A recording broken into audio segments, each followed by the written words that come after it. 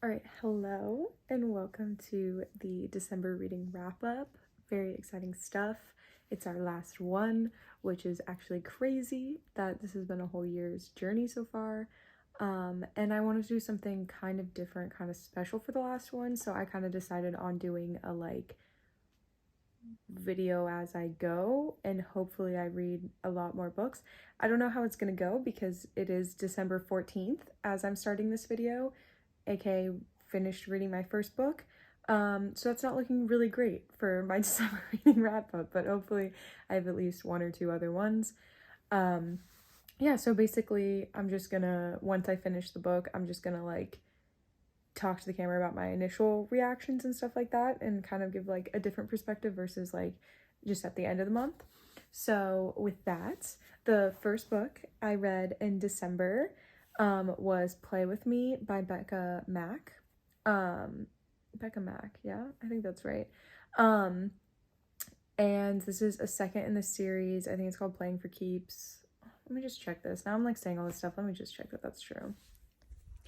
Okay, it was true. So always believe in yourself, because I was literally right. And basically this follows Jeannie and Garrett. So it's a hockey romance book. Also, like I said, it's the second in the series, and it's also brother's best friend trope. So basically the first book, I think it was Consider Me. Yeah. And that follows Carter and Olivia. I was about to say Olive. That's not her name, it's Olivia. And to be honest, I read that book a while ago. I don't fully remember what happens. I think I remember liking it. I think my main concern was that it was long, it kind of dragged. Because both of these books, I mean, on my phone, they're 800 pages, kind of, I think. Which is a lot. I mean, again, on my phone, so I think normal, they're probably 600, 500 pages or something, but still a lot for a romance. And I think if a romance is going to be that long, I want it to be slow burn or something, which these kind of aren't. Both of them, they got together. And I feel both of the books, I just constantly had problems of it being there was 5 different climaxes and different complications that came up. But anyways, I'm getting ahead of myself. So yeah, Carter and Olivia books was Consider Me, and then this is the second book. So Jeannie is Carter's little sister, and Garrett plays on the hockey team with Carter, and they're really good friends and all this stuff. Yay, fun times. So I liked this book. I did not like it that much though. I mean, it was entertaining, I guess, and it was fine. I think that fine is a really good word for this book.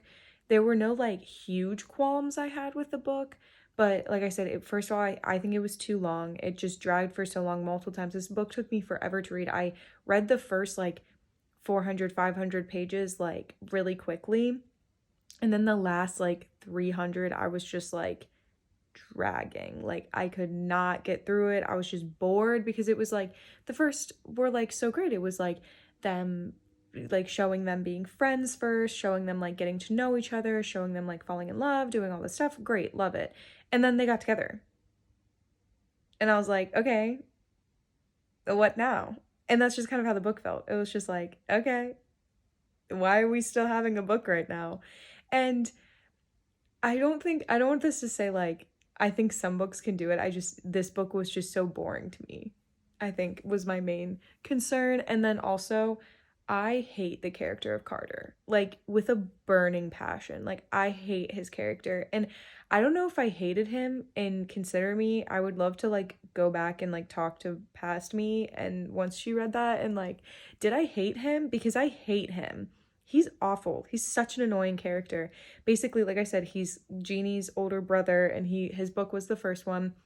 So he's with Olivia, and he's married in this book, and his wife is pregnant. Great, cool. He is basically described, I think the best way to describe him is a literal child. He acts like a child. He's 30, I think, in the book or something, but he acts like a child. And I think it's supposed to come off really endearing and really sweet, but it doesn't. It's just so annoying. He's the character that's he whines all the time and complains all the time, and his whole shtick is very I love my wife, getting very Ned Fulmer vibes, if you ask me, of you're like overcompensating. Like, we get it. You love your wife. You don't have to say it like every 2 seconds. It's like very weird. And then the other friend in the group, Emmett and Kara, are already married. And like, it's so weird to see them interact versus like Carter interacting with Olivia, his wife, because like Carter's insane. And then Emmett's like a normal person and is like, I love my wife. And then, but half the time he's with his friends, half the time he's doing this. Like, he's not constantly talking about how much he loves his wife versus Carter. That's like all he freaking talks about. And like, he can't get over like anything. And like the whole one of the biggest plot points, I mean, it's brother's best friend, so you know it's going to come up of like the brother's going to find out at some point. I mean, this happens in like every brother's best friend. They keep it a secret from the brother, and then eventually the brother finds out, and it's either like he's mad because you kept it a secret, or he's mad because it's his best friend, or like whatever. It's like always the same kind of story. And when Carter found out, I'm sorry, it just like, he's such a baby and he's so annoying. Like, all of his like lines that are supposed to be like funny and cute, I'm like, you're so annoying. So that really made, sorry, mailman, that really made me not like this book more because of how annoying he was. And he was only a side character, so I don't even know how I got through the first book. But anyways, and then I am excited though because they're setting up like at least 2 more books. One with Jackson, who's kind of the like player. He kind of like doesn't really want to settle down. He's like, yeah, like player, I feel like is the best way to describe him. And I think they're setting him up to be with Emily, who's like the neighbor, who's also kind of a player, like similar idea, whatever. Probably be like friends with benefits, and then they like develop into more, is what I'm assuming.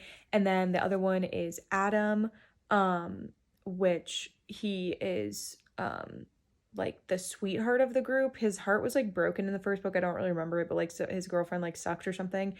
So he broke up with her, and then now he's like on the market and he like really wants to be in a relationship, and he's supposed to be like really, really sweet and really, really cares about everyone and all this stuff. Which actually, now that I'm thinking about it, I think he might also end up with Emily because they'd be like opposites attract. And they kind of did say something earlier because like she originally, like, she was introduced in the book and this book, and she was like kind of just seen as like a frivolous like player girl, and then they gave her like more depth because she like works as a, I think she's like a child psychologist or something like that, so she really likes working with children, and like that's really big to Adam.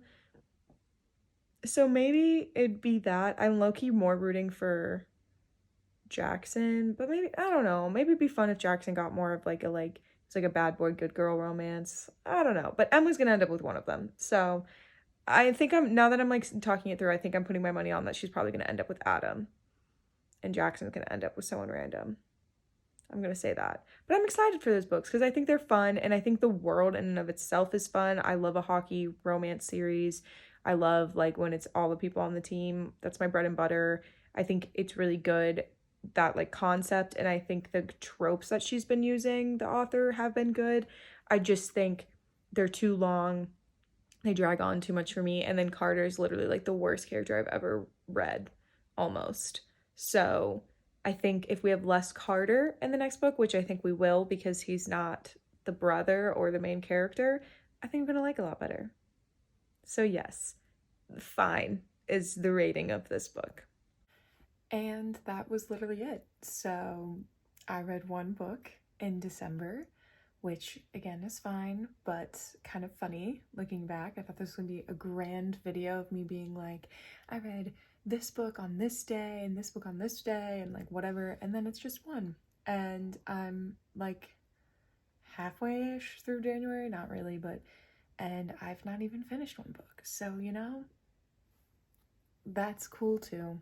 But yeah, here's my little summer reading wrap up. Sorry it's very late. That's very the perfect way to end the year, I think. Okay, love you. Thank you for watching the video, and I'll see you next time. Bye, you beautiful, wonderful, charming human.